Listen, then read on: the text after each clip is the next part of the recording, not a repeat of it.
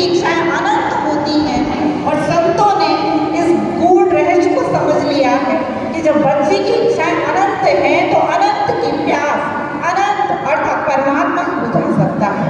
इसी संतों ने क्या किया, मन रूपी बच्चे की अनंत इच्छाओं को पूर्ण करने के लिए संसार के कोने कोने में भटकना नहीं, लेकिन इस संसार का जो नियंता है परमात्मा, उससे अपनी बुद्धि के तार को जोड़ लिया और वो अपने जीवन को इस संसार में रहते भी असाधारण बना लेते हैं। परंतु हम साधारण बुद्धि के लोग अपने मन की जो अनंत इच्छाएं हैं, उस अनंत इच्छाओं की प्यास को बुझाने के लिए संसार की भागदौड़ में भटक रहे, संसार में जो नए नए आविष्कार हो रहे हैं उनको प्राप्त करने के प्रयास में लगे हुए हैं। और जब वो इच्छाएं, वो आवश्यकताएं या वो जो साधन हमें नहीं मिल पाते, तो कई बार मनुष्य कर्मों के साथ साथ विकर्म कर लेता है। और जब विकर्म कर लेता है तो इस संसार में बहुत अत्याचार, भ्रष्टाचार और पापाचार बढ़ जाता है। और ऐसे समय के लिए श्रीमद् भगवद गीता के 4 अध्याय के 7वें श्लोक में कहा गया है कि यदा यदा धर्मस्य ग्लानिर्भवति भारत अभ्युत्थानम् धर्मस्य तदात्महि, कि जब जब धर्म की ग्लानि होती है तब तब परम पिता परमात्मा इस धरा पर आते हैं। तो मेरा आप सभी से एक प्रश्न है कि जैसे कि श्रीमद् भगवद गीता में कहा गया है कि जब जब धर्म की ग्लानि होती है तब तब परमात्मा इस सृष्टि पर आते हैं। इसका मतलब क्या है?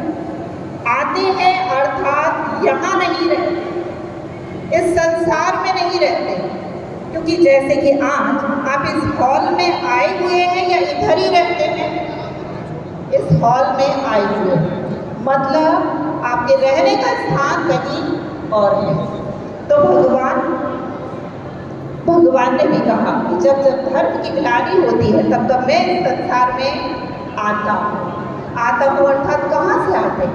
तो श्रीमद् भगवद गीता के 15वें अध्याय के 6वें श्लोक में कहा है कि नातद भाष्यते सूर्य नष्टांग पापका यत् गत्वा न निवर्तन्ते तद्धाम परमम।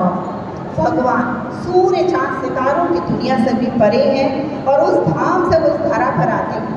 कब आते हैं? कलयुग के अंत और सत्युग के आदि बीच के संधिकाल में परम पिता परमात्मा इस धरा पर आते हैं और एक दिव्य कार्य करते हैं, जिसके लिए श्रीमद् भगवद गीता के 4 अध्याय के 8वें श्लोक में वर्णन है कि परित्राणाय साधूनां विनाशाय च दुष्कृतां धर्म संस्थापना अर्थाय संभवामि युगे युगे। तो साधुओं का उद्धार करने, दुष्टों का विनाश करने, धर्म की स्थापना करने के लिए इस संसार में युगे युगे आते हैं। युगे युगे का मतलब क्या है?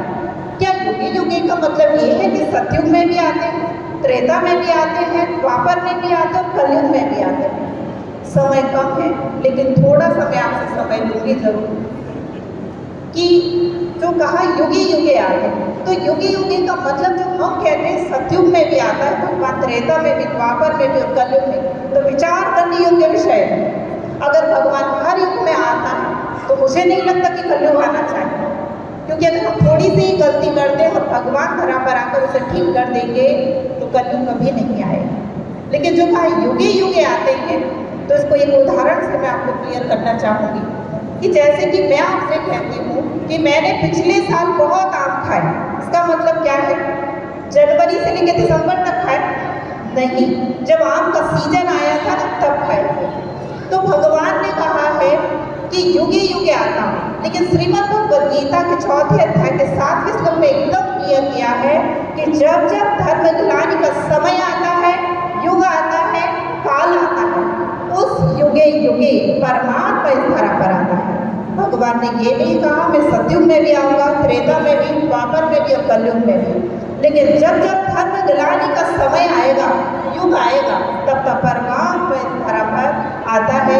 और वो आ गया है क्योंकि जो धर्म ग्रंथों के अंदर धर्म ग्लानि के लक्षण बताए गए हैं वो चारों ओर दिखाई दे रहे हैं। तो अब इस समय को देखते हुए हम 2 मिनट का मेडिटेशन करेंगे और फिर वाणी को विराम देंगे। सभी ध्यान की अवस्था बनाकर बैठ जाएंगे।